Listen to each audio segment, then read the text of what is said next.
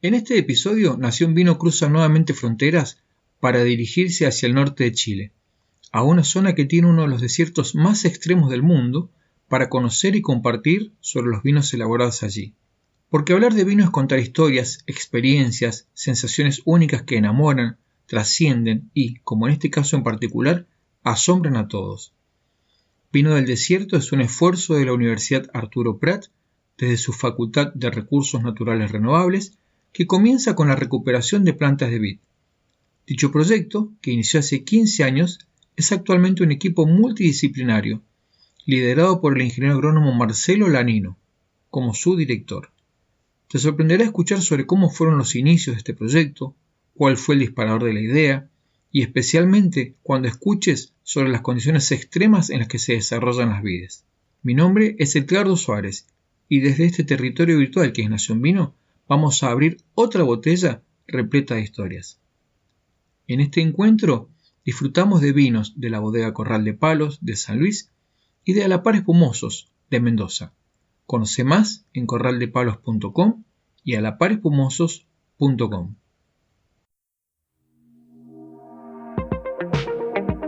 Hola y bienvenida, bienvenido. Estamos a punto de descorchar un nuevo episodio de Nación Vino, así que espero tengas ya tu copa servida para disfrutar este momento junto a quien nos visita hoy. Como cada semana, te proponemos escuchar las historias contenidas en las botellas para conocer más aún sobre esta mágica bebida. Comenzamos ahora mismo a saborear este encuentro.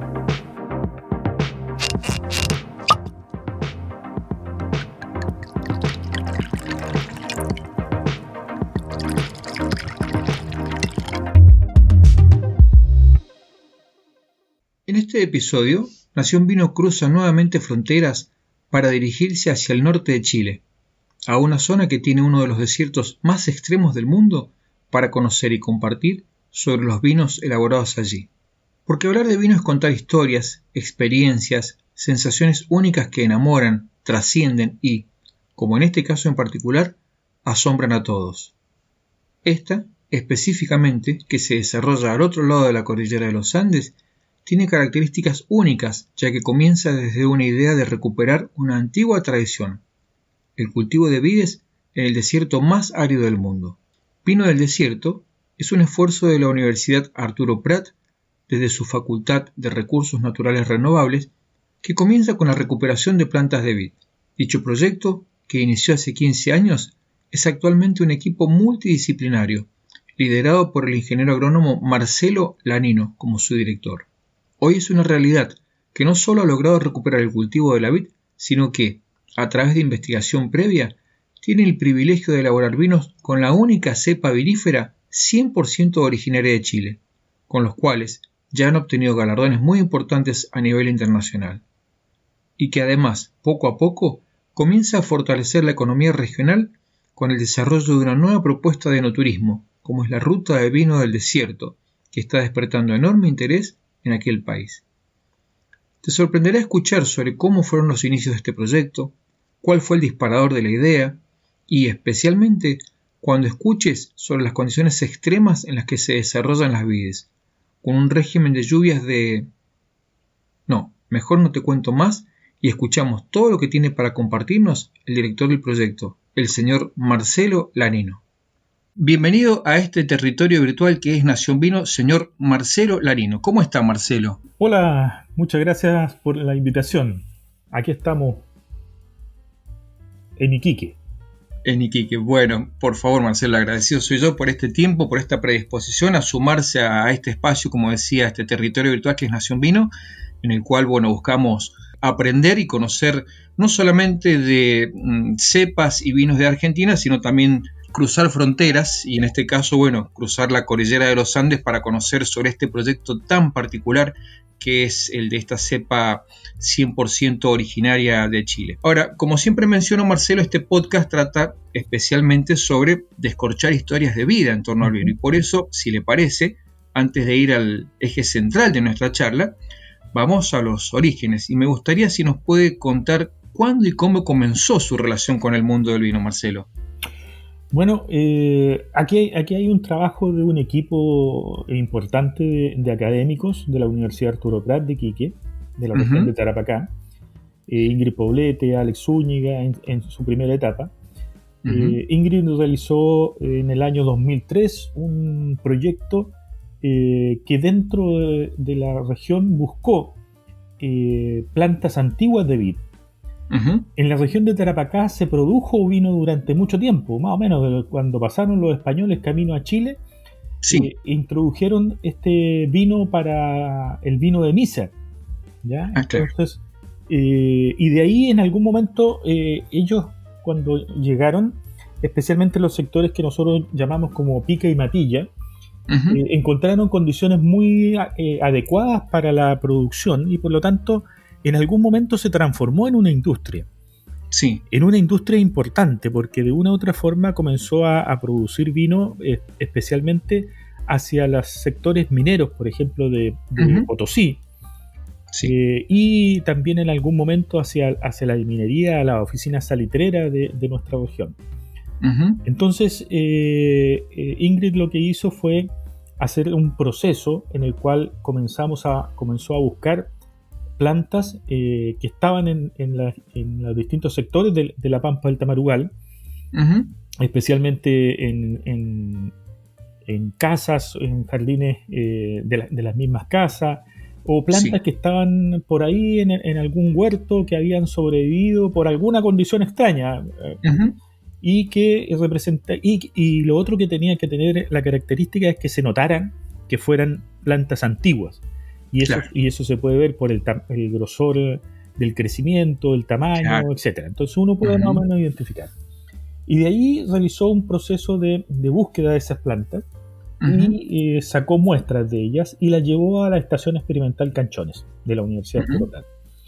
En esa estación se formó un jardín de variedades con todas estas plantas para poder ver cómo se adaptaban a esa condición y poder comenzar a hacer un proceso de investigación aplicada. Y por supuesto, como eran plantas que estaban abandonadas, que no tenían ninguna identificación, tuvimos que utilizar algunos medios para poder reconocerla. Ampelografía, no utilizamos en principio ampelografía porque sabíamos de que dadas las condiciones de nuestro desierto, podían ser muy diferentes o podían establecerse cambios importantes en la estructura de la planta que pudiesen dificultar su reconocimiento. Por lo tanto, hicimos un análisis de ADN buscando justamente distintos bases de datos. Inicialmente comenzamos, por supuesto, en Chile. En Chile, en La Platina, de línea, ellos tenían una base de datos que tenía algunos componentes. De ahí, pero era una base bastante reducida en su momento. De ahí nos fuimos a España, en donde tenían una base mayor, y terminamos finalmente en Francia. Y por lo tanto lo que se hizo fue hacer un recorrido con unos 7.000 genotipos más o menos, para hacer el contraste y poder determinar los genotipos que teníamos presentes. De esa forma pudimos encontrar dentro de las muestras que se habían sacado 5 cepas. 5 cepas que fueron las descubiertas, o bajo el concepto de descubiertas, ¿cierto? Sino identificadas en realidad. Exacto. Entonces, una de ellas era la cepa país. Ustedes la conocen como grande criolla, me parece, ¿cierto? Sí, exactamente. Sí, yo creo que justamente, como usted dice, de haber buscado información previa, creo que es el sinónimo es la grande criolla, sí. Claro. Que es una especie bastante, o sea, una cepa bastante cosmopolita, ¿cierto? Sí. Está en distintos sectores, se desarrolla, es muy altamente productiva, muy adaptable.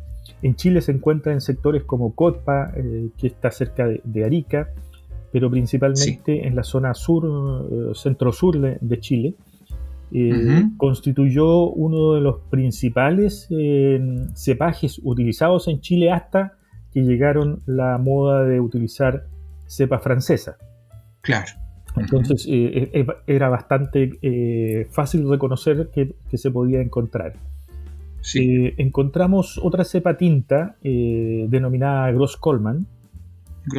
Gross-Coleman es una cepa que tiene la particularidad de tener su origen en Georgia, entre el mar Caspio y el mar Negro. Sí. Es decir, el centro mismo de origen de la vid. ¿Ya? Correcto, sí, exacto. Ajá. Por lo tanto, una cepa muy antigua, claro, de la cual en Chile por lo menos no se hace vino. Ajá. Y ni siquiera aparece su registro dentro del catálogo que tiene el Servicio Agrícola y Ganadero. Uh-huh.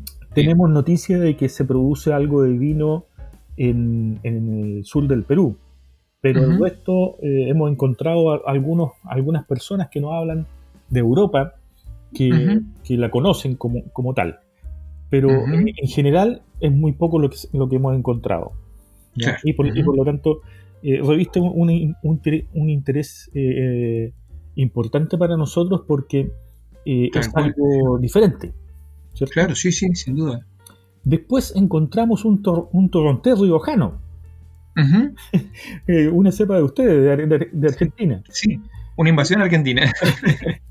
Exactamente, o sea, y consultado con la gente de Pica y Matilla, que fue el centro principal de producción de vino en su momento. Sí. Ellos nos comentaban que existía un fuerte intercambio con Argentina de distintos elementos. Entonces era más o menos lógico y no era extraño que apareciera. Claro, tal cual. Y encontramos también una cepa denominada Ameur, Bou Ameur, que tiene más características de uva de mesa. Cuando comenzamos a trabajar con ella no resultaron buenos los vinos, es muy crocante, da poco jugo, entonces la estamos dejando más como uva de mesa. Y de esos 7000 ADN que se registraron, quedó una cepa sin poder identificar. Entonces esa cepa comenzamos a hacer un proceso de registro en el Servicio Agrícola y Ganadero. El Servicio Agrícola y Ganadero utiliza una metodología definida por la Organización Internacional de Protección de Especies, en el cual busca establecer de que lo que uno está presentando tiene algunas características de homogeneidad, de estabilidad y de permanencia, es decir, que sea una planta que no varíe su estructura genética y cambie en el tiempo, ¿cierto? Claro, exacto. Y para eso ellos hacen un seguimiento nosotros lo hicieron durante 2 temporadas, viendo las características ampelográficas de esta cepa. Y el año 2016 nosotros recibimos el registro definitivo de esta cepa. Y como universidad estamos muy orgullosos de que se constituya en la primera cepa vinífera chilena registrada en el Servicio Agrícola y Ganadero. Claro, en Chile existen cuatro cepas de vino que están catalogadas como originarias de Chile. 3 de ellas son de uva de mesa, desarrollo de empresas privadas, e incluso hay una de desarrollo de línea. Y la cepa que nosotros encontramos, que dadas las características le pusimos nombre y se llama Tamarugal, por la región en la cual se descubrió. Y con este material nosotros comenzamos a hacer vino hace 15 años. 15 años ya, Marcelo, bastante tiempo de elaboración. El 2006 comenzamos. Como un intento de conocer si podíamos hacerlo. La verdad es que existían existen una serie de mitos dentro de la región. Por ejemplo, existía la percepción de que no se podía hacer vino fuera de lo que nosotros llamábamos las zonas vitícolas en Chile. Claro, exacto. Y eso simplemente era como una forma de proteger la denominación de origen. Es decir, nosotros descubrimos posteriormente, con el tiempo, de que eso no era cierto, que uno puede hacer vino en cualquier parte del país, Sí, señor, exacto. Solamente que no tiene una protección respecto a la denominación de origen. Claro. Por lo tanto, comenzamos en un trabajo en el cual está orientado principalmente a nuestros estudiantes de la carrera de agronomía que dicta la Universidad Arturo Prat. Y comenzamos a hacer la vendimia con estos estudiantes, con estudiantes de la carrera de biotecnología e incluso de otras carreras de la universidad que les llamó la atención esto de hacer vino en el desierto. Atrajo también a algunos académicos de nuestra misma facultad, y de la misma universidad. Comenzaron a llegar. Tuvimos el interés de varios directivos de nuestra universidad. El rector en ese momento estaba muy interesado. Sí. Y le gustaba mucho y se enfocó como una fiesta de la universidad. Ah, qué bueno, qué interesante. Claro, entonces, pero nosotros hacíamos una vinificación absolutamente artesanal. Eso quiere decir que nosotros tomábamos la fruta y hacíamos un pisa-pisa. O sea, pisábamos. Un pisa-pisa. Claro, aquí le decimos pisa-pisa. Sí. El pisado de la uva para, digamos, identificarlo más con nuestra terminología de Argentina, el pisado. Sí. Hacemos un pisado extrayendo el jugo y lo guardábamos en botellones de estos de agua filtrada, de estos de 20 litros de plástico. Seguíamos un proceso enológico bastante rudimentario. Bastante rudimentario porque la verdad es que nosotros somos agrónomos principalmente. Tenemos un ingeniero comercial, tenemos gente de distintas profesiones, pero no teníamos enólogo. Por lo tanto, el proceso de vinificación era bastante casero, bastante rudimentario, como señalaba.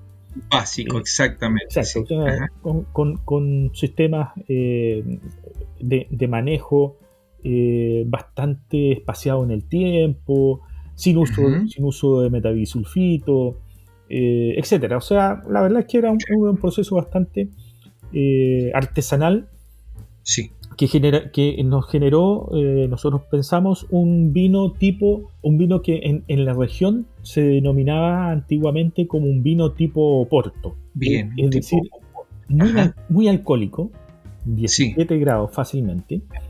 Bastante para vino. Sí, de todas maneras. Y también, pero con dulce todavía. Que era una característica de los vinos que se generaban acá, especialmente para la producción que teníamos en los sectores de Pique y Matillo. Hoy día, esos vinos que nosotros mostramos a la comunidad, una vez generado, producido y tratando de conocer si lo que estábamos haciendo era algo aceptable, en su momento nos decían que era interesante, que era algo diferente. Hoy día nos dicen que era muy malo. Hoy día nos señalan, oye, yo probé este vino en su momento y la verdad es que era muy malo. Entonces, nunca nos dijeron realmente qué les parecía. Y ahora que tenemos un vino diferente, no puede existir esta comparación. Ahora se puede criticar el del pasado, digamos. Exactamente. Sí. Y en algún momento nosotros, como esto se transformó en algo atractivo, comenzó a crecer, comenzamos a tener más visitas, los medios de comunicación comenzaron a transmitir que estábamos haciendo esto. Y eso atrajo mucho la atención y nos permitió obtener participamos en un concurso de unos fondos FIC que se llaman, que son fondos para la innovación y competitividad, producto del royalty minero, que nos permitió dar un salto tecnológico importante para comprando equipamiento. Claro, compramos todo el equipamiento para hacer el proceso de vinificación con equipos en acero inoxidable. Comenzamos a seguir los protocolos de vinificación, contratamos enólogos que nos guiaron en el proceso, etcétera. O sea, y además comenzamos a aumentar la superficie de cultivo. Hasta ese momento nosotros teníamos solamente el jardín de variedades, que era una pequeña superficie de unos 2.000 metros cuadrados, que nos permitía obtener cerca de 1.200 kilos de fruta, con lo que sacábamos unos 600 litros más o menos de vino. Claro.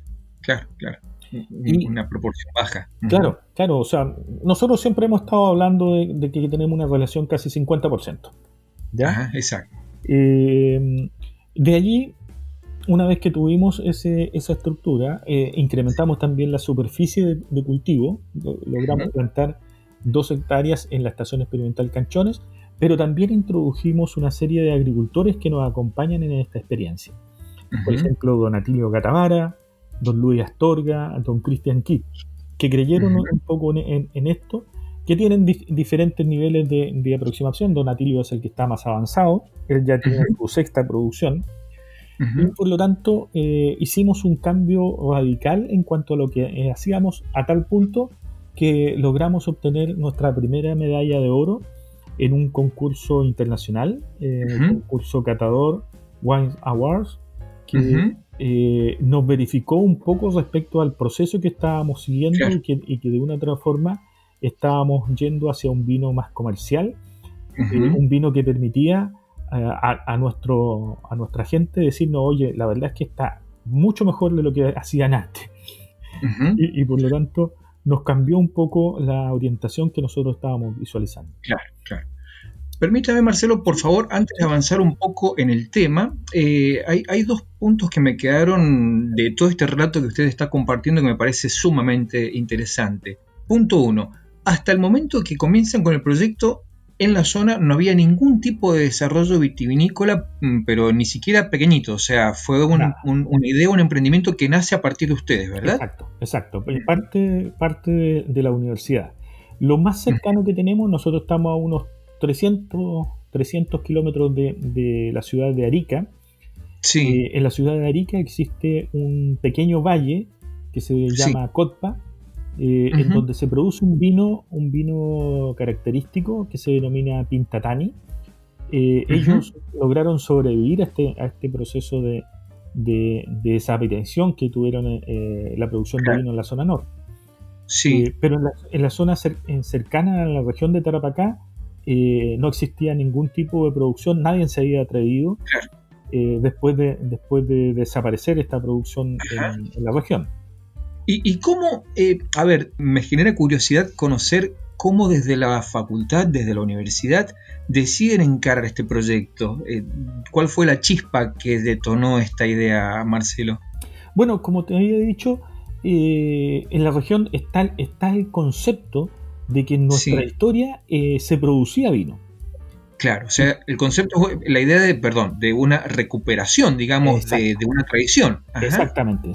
Es el concepto que nosotros empezamos a esgrimir, que el concepto era recuperar la tradición vitivinícola de la región de Tarapacá.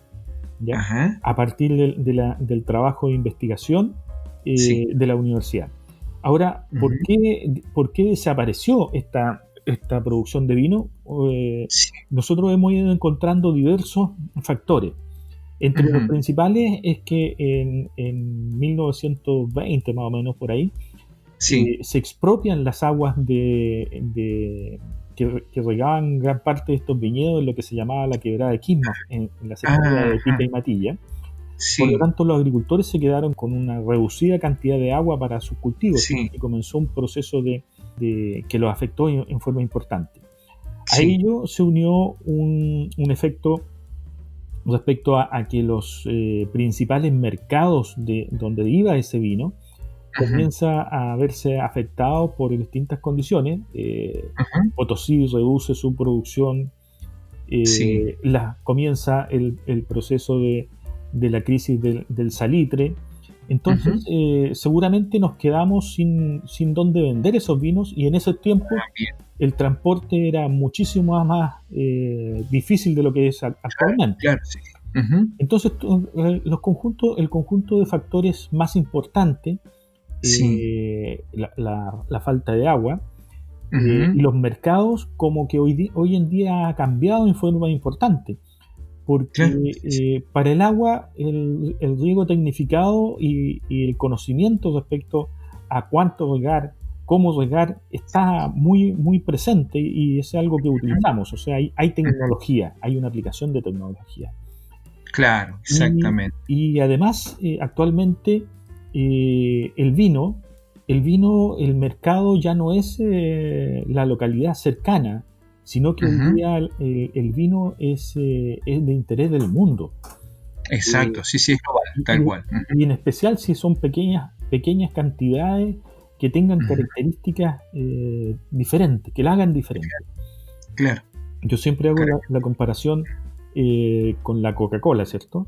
La Coca-Cola es un producto en que los norteamericanos se precian de que la Coca-Cola tenga el mismo sabor en Chile, en Argentina, en China, en Europa, siempre va a ser lo mismo. En cambio, el vino se precia justamente de ser lo contrario. La antítesis de la Coca, sí. Exactamente, o sea, de qué forma vinos de distintos lados, de distintos orígenes, son diferentes y se pueden reconocer esa diferencia. Sí, yo justamente en función de esto recién pensaba, justamente Marcelo, en Argentina, bueno, usted sabe, la zona productora vitivinícola por excelencia es Mendoza, particularmente con el 75% de la producción del país, pero a lo largo de los años se viene ampliando y es increíble hoy ver la diversidad de regiones vitivinícolas, aunque sean pequeñas, pero que han aparecido en Argentina. Desde el norte, bien al norte, en Jujuy, bueno, allá en parte, digamos, con ciertas similitudes al clima de ustedes, hasta, por ejemplo, hoy por hoy una zona en Chubut, viene en la Patagonia, viene a entrar en la Patagonia, que hace poco la reconocieron como una nueva denominación de origen, una IG, y pasando por vinos de la cordillera hasta vinos a orilla del mar prácticamente, ¿no? En la zona de Chapalmalal. Entonces es muy bueno esto que usted menciona de esta diversidad porque logran productos característicos, productos únicos con la identidad del paisaje, del terruño, que es realmente muy interesante. Permítame otra duda que me quedó en relación a su relato en cuanto a la introducción, Marcelo. Usted decía recién que descubrieron otras variedades de cepas a través de esta investigación que hicieron en Chile, España y Francia. Las otras variedades que mencionó, que están identificadas, ¿se siguen produciendo ahí en la zona donde usted está? O sea, nosotros hemos comenzado a desarrollar, por supuesto estamos potenciando Tamarugal, ¿ya? Por las características. Es la protagonista, ¿cierto? Claro, pero también tenemos algunos niveles de producción hemos introducido, o reintroducido, país. Cuando nosotros comenzamos, como te señalaba, nosotros no conocíamos el conjunto de cepas que teníamos, y la única que logramos reconocer rápidamente en línea fue la cepa país, y esa fue la que introdujimos con nuestros agricultores. Y en estos momentos estamos haciendo algo de vino, poco, o sea, unas 1.200 botellas más o menos, de Gros Coleman y de país. Y el Torrontés riojano, la verdad es que ha sido un redescubrimiento muy interesante como se da acá. Tiene muy, muy interesantes características como espumante. Mire qué bueno. Nos llamó muchísimo la atención porque nosotros terminaba la fermentación de lo otro, empezábamos a embotellar y el Torrontés todavía mantenía burbuja y nos llamaba muchísimo la atención. Yo creo que es una alternativa muy interesante. Desconozco cómo se da por allá y he encontrado muy pocos vinos de Torrontés. Encontré uno de una viña una viña chilena, Viña Santa Carolina, que nos está apoyando en la parte técnica respecto a la producción de vino. Que ellos pero según parece lo producen en Argentina y lo traen para acá para tener una diversidad.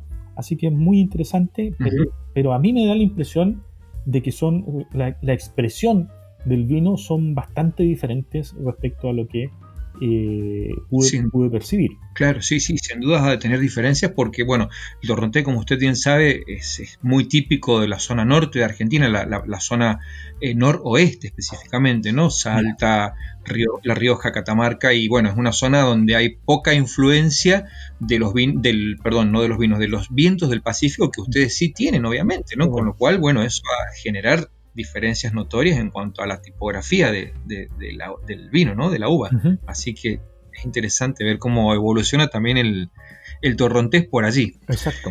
Marcelo, usted decía, para ir justamente a esta cepa 100% vinífera chilena, que es Tamarugal, que toma el nombre de la zona, ¿correcto? O sea, Tamarugal es el lugar donde se ha encontrado esta cepa. Exacto. Nosotros en nuestro valle, por decirlo así, la Pampa del Tamarugal se encuentra ubicada a unos 1000 metros sobre el nivel del mar. Bien. Está entre la cordillera de la costa y la cordillera de los Andes. Por lo tanto, la influencia en realidad del mar es muy, muy reducida. Claro. Tiene presencia importante de sales en el suelo. Nuestros suelos son muy salinos, al igual que las aguas. Con radiación solar muy intensa. Muy intensa, supongo, claro. Muy altas temperaturas durante todo el año. Tenemos presencia de heladas en junio y julio, por lo tanto es una condicionante para este cultivo. Y tenemos humedades relativas del aire muy, muy bajas. En algunos momentos los instrumentos simplemente no marcan, ¿ya? Nos marcan directamente, claro, wow. O sea, en periodos especialmente de invierno, baja muchísimo la humedad, o sea, llega a un 1% y de ahí los instrumentos de las estaciones meteorológicas ya empiezan a marcar errores. ¡Qué bárbaro! Entonces tiene características bastante interesantes respecto al comportamiento climatológico. ¿Y lluvias, Marcelo? ¿Hay algo a lo largo del año? Bueno, este año este año y el año anterior han sido particularmente lluviosos. Aquí le llama lluvioso. Este año tenemos, hasta el momento, todavía no hemos terminado el año, pero hasta el momento tenemos 4,7 milímetros de precipitación. A ver, déjeme que lo repita, por favor. 4,7 milímetros en lo que va del año. Exacto, y el año pasado fue más lluvioso, tuvimos 5,7. 5,7 todo el año pasado. Claro. O sea, son 2 años lluviosos que probablemente sean por efecto del niño, de la niña o de alguna condición rara, pero esas son nuestras precipitaciones. Claro, no. Permítame repetirlo, es decir, el nivel de precipitaciones. Esas son las precipitaciones realmente impresionantes. Uno predice de Mendoza 250 milímetros al año y es una zona desértica. Imagino esto de 5.7, 4.7, lo que llevan hasta ahora es increíble. Y entiendo entonces, por lo que decía Marcelo, que al estar entre medio de dos cordilleras hay poca influencia de vientos, ¿verdad? Exacto, hay muy poca influencia de viento. Tenemos un poco más de efecto del anticiclón del Pacífico, por eso que tenemos algo de efecto, nosotros le llamamos el invierno altiplánico, ¿cierto? Que genera nublados y precipitaciones principalmente en la época estival. Las principales precipitaciones que hemos tenido han sido en enero, febrero. Las lluvias, justamente. Y por eso es que el otro concepto que nosotros manejamos mucho, porque también es característico, es que estamos en lo que llamamos un desierto absoluto. Claro, o sea, claro. Con 4,5 5 milímetros de precipitación anual. Nuestro promedio de los últimos 25 años, el promedio de precipitaciones es de 1,1 milímetro. A ver, Marcelo, por favor, también lo vamos a repetir. El promedio de los últimos 25 años de lluvia ha sido de 1,2 milímetros. 1,1 milímetro. 1,1. Claro, todavía le agregué una pizca más. Claro. Por favor, impresionante. Realmente. Y fíjate que está fuertemente influenciado, por supuesto, por estas dos últimas temporadas en donde hemos tenido esta barbaridad de precipitaciones. Claro, tal cual. Porque el promedio histórico habla de 0,6. ¿Ya? Claro. Entonces, parece que también nos está afectando el cambio climático. Exactamente. No se tienen que descuidar, Marcelo, con la cantidad de lluvia, por favor. Exactamente. Vamos a tener que preocuparnos a ver qué. Marcelo, nos tomamos un minuto para hacer una pequeña pausa para rellenar nuestras copas y que las personas que nos están escuchando, que nos están acompañando en este momento, también rellenen las suyas. Volvemos en un instante. pequeña pausa para rellenar tu copa mientras te contamos dónde nos encontrás. Conoce más historias, participa con tus preguntas y mantenete al tanto de todas las novedades. Visítanos en nuestra página nacionvino.live y encontrarnos en Facebook, Instagram y Twitter como Nación Vino. ¿Tu copa lista? Seguimos con la charla.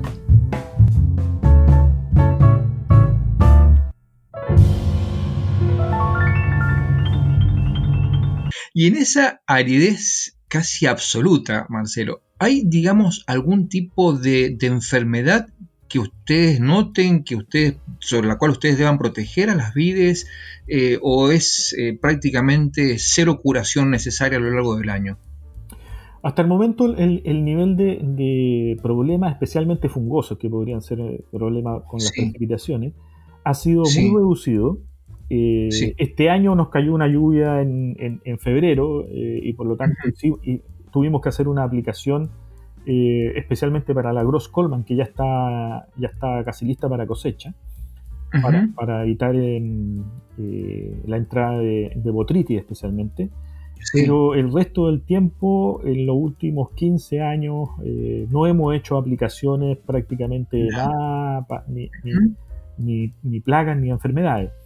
Hay la aparición en los primeros estadios de algunos gusanos, algunas larvas, pero no llegan a constituirse en un problema económico y por lo tanto no hacemos aplicación. Claro. Sí hacemos aplicaciones, eso sí, de fertilizantes tradicionales como urea, nitrato de potasio, nitrato de calcio, porque nuestros suelos son bastante pobres y bastante deficientes de nutrientes. Pero lo que significa plaguicidas, e incluso como te mencionaba, uno de los problemas que nosotros tenemos con el clima es que tenemos altas temperaturas durante gran parte del año. Y nuestras variedades, nuestras cepas están adaptadas a ese tipo de condición porque el cumplimiento de lo que se denomina la hora frío o unidades frío, que son más importantes para nosotros, que en la zona, por ejemplo, de Copiapó, a solo 800 kilómetros de acá, se utilizan productos químicos para lograr el cumplimiento de este requerimiento de hora frío, especialmente en base a un producto que se denomina cianamida hidrogenada. Nosotros no hemos tenido ni siquiera que aplicar eso. Las cepas están bastante bien adaptadas a esta condición. Se nota que han tenido una adecuada adaptación en toda esta cantidad de tiempo que llevan, y han permitido que tengamos cultivos bastante sanos. Deduzco de todo este relato, Marcelo, que prácticamente estamos ante la presencia de viñedos orgánicos. Por eso te mencionaba de que nosotros, para que sea un viñedo orgánico, tiene que los fertilizantes también tienen que ser orgánicos, y nosotros no tenemos la experiencia con cultivo orgánico, no hemos comenzado a experimentar. Pero están ahí, digamos. Claro, es una alternativa muy interesante de poder analizar. Nosotros cuando comenzamos, el concepto que tú decías es de qué forma recuperamos esta tradición vitivinícola, y eso está en base principalmente a la experiencia que está desarrollando la universidad y que teníamos como elementos ya estudiados. Porque nuestra idea era producir vino, o sea, ¿cómo hacemos para producir vino? No experimentar. Probablemente el trabajo para poder realizar y continuar sea justamente ver distintos sistemas que nos permitan introducir nuevos viñedos, nuevas tecnologías, e incluso lo que se refiere a lo orgánico. Claro, porque además, como bien decía usted, además de estar logrando vinos de una región especial que le va a dar un sello característico y único, si en el transcurso del tiempo, a través de este desarrollo, logran esto de que sea un viñedo 100% orgánico, es más aún el valor que va a tener, ¿no? El producto, el vino, la región. Exacto. Así que es muy interesante. Muy interesante. Me quedo un poco, luego de toda esta charla, o sea, este relato previo que usted ha hecho de la zona, de el trabajo, de las lluvias, que es impresionante, de cómo logran identificar o recuperar a esas pequeñas o viejas plantas, no pequeñas, esas viejas plantas abandonadas en lo que nosotros por ahí denominamos los viñedos de los patios de nuestras casas. Exacto. La nobleza de la vid, ¿no? Exacto. Porque ante climas totalmente extremos, ante casi abandonos, cómo la han recuperado y cómo nuevamente toma fuerza en una zona donde vivió y habitó hace tantos años atrás, ¿verdad? Exacto, o sea, 80 años de abandono, Sí. sin manejo, sin riego, son realmente, tienen una impresionante adaptación a este tipo de condiciones. Sí, realmente la vid no deja de sorprender, ¿no? Porque Uh-huh. hay muchísimos casos así, no solamente en nuestras regiones, sino en diferentes partes del mundo. Uh-huh. Y eso habla, como le decía, un poco de la nobleza de la vid, tanto la que produce uva de mesa o la que produce, como en este caso, uvas para elaborar luego vinos. Exacto. Marcelo, ¿cuántas hectáreas en este momento? Me decía, bueno, arrancan de un espacio muy pequeño, como usted decía, casi como un jardín vitivinícola. Actualmente, ¿cuántas son las hectáreas dedicadas a cultivo de viña ahí en la región?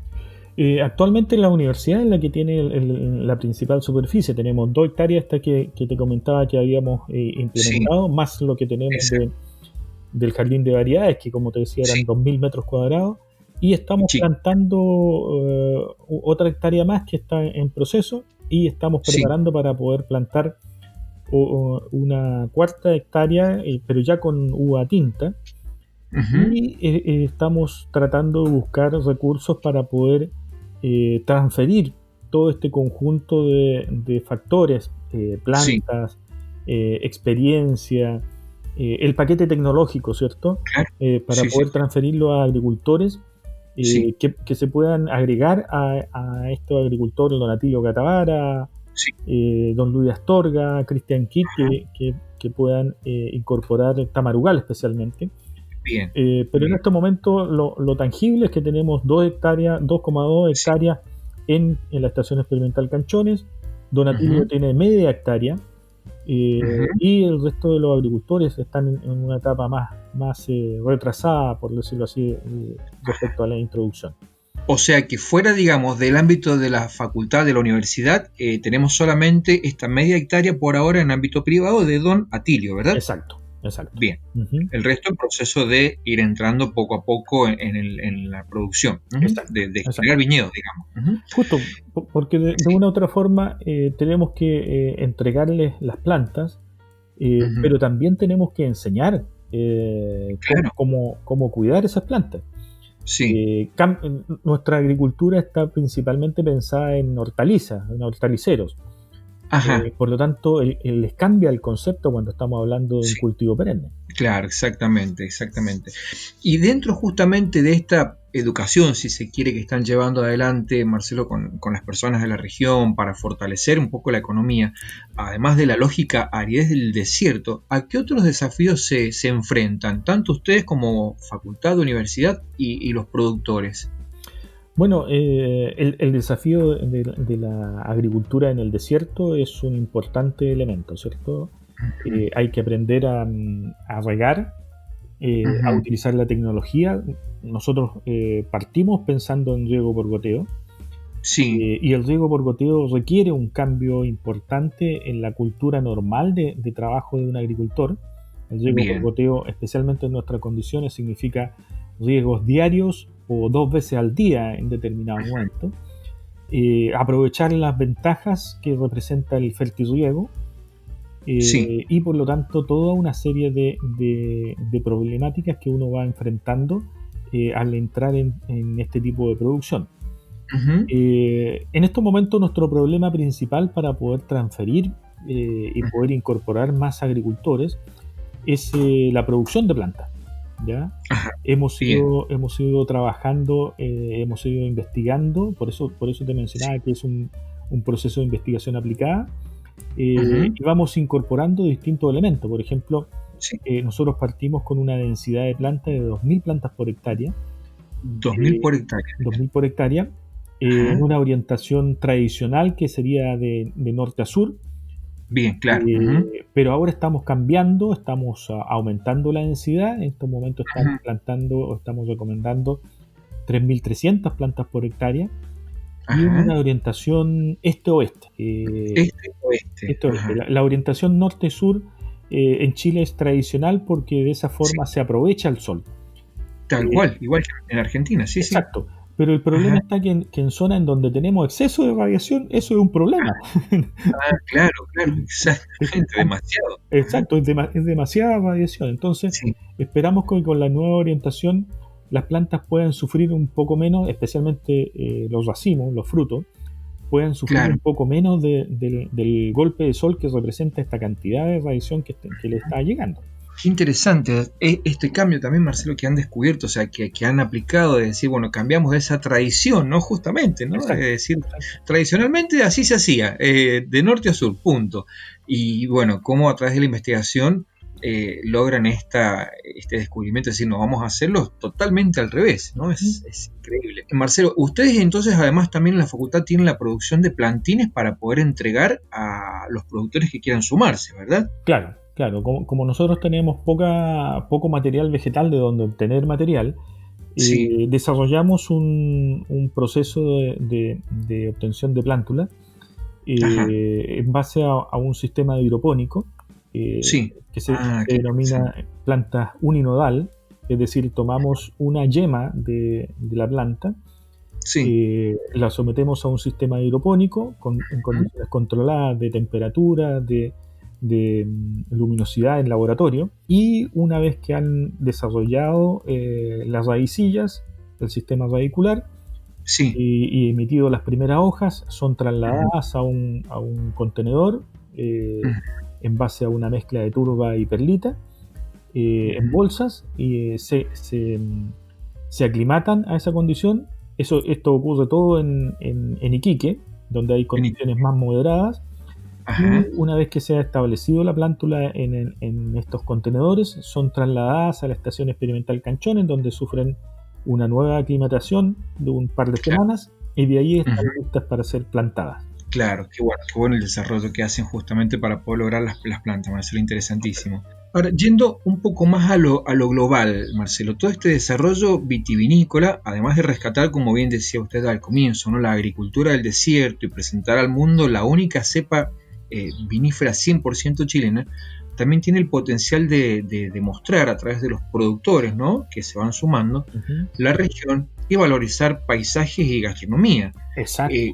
Cuénteme, por favor, cuáles son los puntos destacados que se pueden integrar para desarrollar esta ruta del enoturismo, que es bastante nueva, ¿verdad? La ruta del desierto es el nombre, ¿verdad? Exacto. ¿Correcto? O sea, es otro descubrimiento. Si bien nosotros, como te comentaba, nosotros somos agrónomos y por lo tanto teníamos una aproximación a la enología bastante rudimentaria. Al turismo, ahí sí que estamos completamente desfasados. Totalmente lejos. Totalmente. O sea, nosotros nos interesaba producir vino y por lo tanto cuidábamos la planta, veíamos el riego y de repente empezamos a tener visitas. Claro, qué interesante. Y las visitas de distintos lados empezaron a mostrar algo que nosotros no conocíamos, que podía ser interesante. Y comenzamos a tener aproximaciones con lo que son operadores turísticos de la región, que nos comenzaron a decir, oye, esto parece ser interesante y podría ser algo atractivo de poder presentar. Y comenzamos a desarrollar esa línea en coordinación con estos operadores turísticos, en coordinación con lo que es nuestro servicio, el Cernatur, el Servicio Nacional de Turismo de Chile.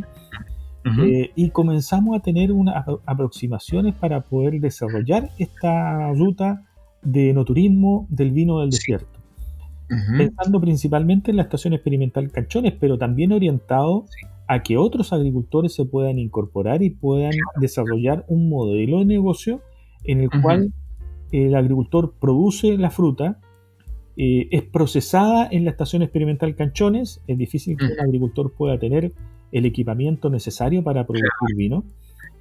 Y la Estación Experimental Canchones le devuelve al agricultor su fruta ya embotellada, el agricultor le coloca su etiqueta y la idea es que lo venda en predio. Nuestra intención es poder generar viñedos tipo boutique, aprovechando esto que es una desventaja desde un punto de vista que nuestros agricultores son pequeños, transformar esa desventaja en una oportunidad. En una oportunidad, en una fortaleza. Y en una fortaleza, porque en definitiva el pequeño agricultor puede presentar un pequeño viñedo y por lo tanto transformarlo en un viñedo boutique. Y por lo tanto generar vinos boutique que nosotros esperamos que sean diferentes. El país de Don Atilio es muy diferente al país que nosotros generamos. Entonces, indudablemente. Tiene una diferencial importante que de una u otra forma queremos aprovechar.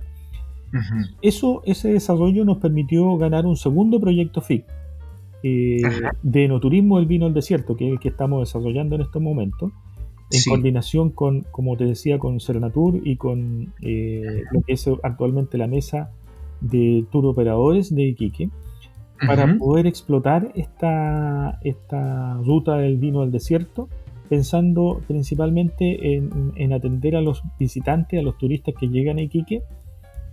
Iquique es una ciudad en donde el turismo es un elemento muy importante. Sí, sin dudas. Pero sin embargo, el 85-90% de los turistas que llegan a Iquique se quedan en Iquique. Van a conocer la Sofri, la playa, etc. Y pocos partían a conocer nuestro desierto. Entonces les estamos entregando un aporte a lo que sería el turismo regional mediante esta incorporación. Y como tú señalabas también, la gastronomía también en nuestra región abrió los ojos y nos dijo, oiga, esto a mí también me interesa. Tal cual, estaban unidos. Claro, y fue otra sorpresa para nosotros, que nosotros estábamos enfocados en producir vino, de repente nos vimos enfocados a mostrar lo que estábamos haciendo y de repente aparecía la gastronomía que nos dice, oigan, me interesaría contar con sus vinos en nuestros restaurantes, porque completamos lo que es nuestra oferta de gastronomía con productos regionales y ustedes que están produciendo el vino del desierto. Claro, un matrimonio perfecto, justamente. Exacto. Vino sin comida, comida sin vino no existe, así que me parece realmente fantástico, sí. Y tracciona muchísimo. O sea, tanto la comida con el vino en conjunto, como el enoturismo, como bien decía yo antes, ¿no? O sea, es un elemento de tracción muy importante para fortalecer las economías regionales, así que es interesantísimo el proyecto, Marcelo. ¿Y cuál es la gastronomía típica de la zona? Usted decía recién que básicamente hay producción en la zona de hortalizas, si no me equivoco. ¿Qué es lo típico en la gastronomía de ustedes ahí en esa zona? Bueno, en Iquique es puerto. Puerto, entonces todo lo que es pescado, marisco, tiene un componente importante dentro de nuestra gastronomía. Sí. Pero también tiene un aporte de la gastronomía altiplánica, por decirlo así, con lo que son cultivos como quinoa, algunos productos como choclo, ajo, cebolla, zanahoria de algunos valles. Hay algo de introducción también de algunos otros tipos de productos como frutos como tumbo. Entonces hay una gastronomía, hay una producción que se genera de agricultura del desierto que tiene características interesantes. Los frutales de pica y matilla, mango, guayaba, maracuyá, etcétera. O sea, hay una oferta interesante. Qué bueno, realmente sí. Yo, mientras usted lo va relatando, lo voy imaginando.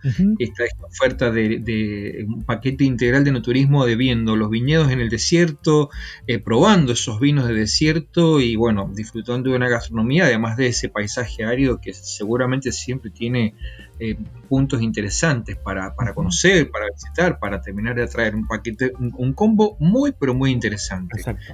El que están desarrollando. Y fíjate que además de la gastronomía, aunque está asociada, es que nos hemos incorporado también una serie de emprendedores, especialmente con una institución que es apoyada por el Cernatur, que se denomina Mercadito Rústico, que son una serie de emprendedores, tanto hombres como mujeres, que generan productos a partir de algunos elementos del vino. Por ejemplo, pasas. Ah, ¿no? claro. Pasas bañadas en chocolate o pasas Ujú, en algunos destilados ujú, o chocolates con vino ujú. o algunos productos artesanales, etcétera. O sea, también fue una sorpresa para nosotros encontrar Sí, una serie de emprendedores que estaban interesados por aprovechar algunos elementos, aprovechar el vino o incluso claro, algunos elementos que nosotros estábamos considerando como desechos de la producción claro. Ujú, que pueden ser utilizados y pueden generar productos nuevos para mostrar y para tener dentro de nuestra gastronomía. ujú, Nuestra ruta del vino del desierto está en base, por supuesto, a los vinos generados por la ruta, en la ruta, el vino del ujú, desierto, pero el maridaje que se utiliza está pensado principalmente con estos productos que ujú. se generan en nuestra región, producto principalmente de estos emprendedores. Claro. Es como yo le decía recién, Marcelo, el vino tracciona realmente. Yo lo he vivido en Mendoza siendo parte desde los comienzos del enoturismo, cuando apenas habían 2, 3 bodegas abiertas por allá por los comienzos de la década del 90. Es impresionante ver cuando uno analiza a través de 30 años el desarrollo que ha tenido el enoturismo, cómo ha traccionado el Ujú. vino, el interés que tiene el vino es impresionante y cómo se desarrollan muchísimas otras cosas, además de la gastronomía, como usted decía, bueno, la recuperación, las artesanías, Ujú. bueno, el arte en sus diferentes expresiones, así que sin duda yo estoy seguro que con los años va a ser una zona muy interesante, ya lo es, pero va a seguir creciendo seguramente. Claro. Marcelo, volviendo al tema central que es el vino de esta subasta Marugal, usted mencionaba antes al comienzo de nuestra charla que en el famoso y prestigioso concurso Catador Wine Award en 2018 obtuvieron medalla de oro. Ujú. Eh, Lamentablemente no tengo una copa del Tamarugal acá al lado mío, con lo cual le pido que si usted nos puede describir las notas de cata, o sea, las características principales que uno encuentra en ese vino. A ver, en el caso de Tamarugal, Sí, el Tamarugal esta es nuestra segunda medalla de oro, ¿ya? sí, La ujú, primera medalla de oro la obtuvimos en el 2018, también en el mismo concurso. sí, La que se presentó ahora, que es una en base a Tamarugal, en base a un vino tipo seco, ajá, tiene un suave, a ver cómo decirlo, principalmente aparecen frutos cítricos, ya ajá, como cáscara de limón y pomelo, sí, ujú, además de algo de presencia de piña en nariz, ya. ajá, Algo de hierbabuena, hierba sí, luisa, sí, algo de espárrago cocido, flores ajá, blancas. Es un vino blanco que es muy sí, intenso ajá, en nariz y aromáticamente, ajá, aromáticamente, sí, y en boca tiene, fíjate que aparecen notas minerales importantes. ujú, Se siente la sal sin ser un sabor que sea epa, molesto, sino que es bastante equilibrado, con una ajá, acidez bastante adecuada y sí, en boca y se genera una persistencia bastante interesante. Uno lo toma, lo traga y sí, se mantiene durante bastante tiempo. ¿Mm? ajá, O sea, tiene que algunas características que sean bastante atractivas desde el punto de vista de su producción. en lo aromático me hizo acordar, cuando fue justamente nombrando los descriptores, me hizo acordar, como decía, a algunos descriptores que coincidirían con el torrontés justamente. Ujú. Así que los cítricos, algunas flores blancas, por ejemplo, tal vez obviamente hayan variaciones después en los gustos, pero aromáticamente me remitió a esas características de nuestro torrontés, Características, que sí. está presente ahí Ujú. justamente. Finalmente, Marcelo, ya para dejarlo libre y bueno, agradeciéndole el tiempo que nos ha dedicado para este encuentro, ¿cuáles son los desafíos y proyecciones que tienen desde la facultad para estos próximos años? Por ejemplo, entre otras cosas, ¿tienen pensado cultivar otras variedades, como usted decía, investigar sobre otras variedades, darle crecimiento a otras variedades o siempre van a estar centrados en Tamarugal? Inicialmente queremos trabajar y potenciar Tamarugal Sí. y utilizar principalmente lo que hemos descubierto acá. Ujú. Y eso tiene una razón técnica importante. Son plantas a las cuales necesitamos la seguridad de que están adaptadas a nuestras condiciones. Sin duda, claro. Traer plantas de otro lado o incluso cepaje francés no lo tenemos considerado como ni a corto, ni a mediano, ni a largo plazo, porque requeriría un proceso de investigación bastante largo para poder... Largo y costoso también. Claro, y queremos potenciar justamente lo que hemos encontrado para mantener esta diferencia. De forma tal de que estamos en varios ámbitos. Como esto ha sido bastante atractivo, una senadora de la región, la señora Lucensberger, se lanzó a la piscina, le gustó lo que estábamos haciendo y se lanzó a la piscina y comenzó a trabajar en una denominación de origen. Entonces la idea es que justamente podamos obtener una denominación de origen en base a estos cepajes, a Tamargal, a Grosskolman, a País, a Torrontés Riojano, de forma tal de que el concepto de vino del desierto se pueda establecer como algo identitario, algo reconocido de la región de Tarapacá. O sea que entonces el desafío es, y la proyección es justamente continuar firme en el desarrollo de Tamargal y de la relación con los productores de la zona fundamentalmente, ¿no? Exacto. Uno de los desafíos importantes es poder comenzar a vender. El proyecto es un proyecto que podría permitir generar los recursos para poder mantener su funcionamiento. Hay una serie de costos asociados, ¿cierto?, a todo lo que significa esta producción que tenemos. La universidad nos ha apoyado durante todo este tiempo, pero tenemos que devolver la mano, ¿cierto? Tenemos que demostrar de que se pueden generar los recursos para poder autofinanciarnos. Hay un desafío importantísimo de poder transferir este conjunto de elementos, plantas, el paquete tecnológico, la experiencia, el conjunto de errores que hemos cometido en el desarrollo. Claro, hemos cometido muchos errores, pero hemos aprendido de esos errores. Entonces, de esa forma queremos transferir ese conocimiento a los agricultores, de forma de entregarle al agricultor una alternativa de producción que pueda ser complementaria a lo que normalmente realiza y que les permita tener una muestra de lo que se puede hacer en agricultura e integrarse a esta ruta del vino al desierto. Nuestra intención como universidad no es ser el único punto dentro de este sistema de enoturismo, sino permitir de que otros sectores, por ejemplo, nosotros tenemos un sector que se llama Pintados, que se caracteriza por tener un conjunto importantísimo de petroglifos y geoglifos. Interesante. Y en donde existe cerca una colonia que se llama la Colonia Pintados, en donde se realiza agricultura. Entonces, poder tener vinos en ese mismo sector para nosotros reviste mucho interés. Poder llegar y recuperar la producción en Pica y Matilla, en Bajo Soga, en Quebrada de Tiliviche, etcétera. Es decir, la idea es poder transferir todo este conjunto de conocimientos para que sea aprovechado por los agricultores. Es achicar justamente esa famosa curva de aprendizaje, también achicar, si se quiere, en el caso de los productores particulares, achicar la curva de riesgo, ¿no? Porque, bueno, con el apoyo y el conocimiento, como usted bien decía, de estos años de aprendizaje, de errores que se transforman justamente también en aprendizaje, y de fortalecer todo lo que es la región con diferentes actores que van a ir apareciendo sin duda, así que muy, pero muy interesante.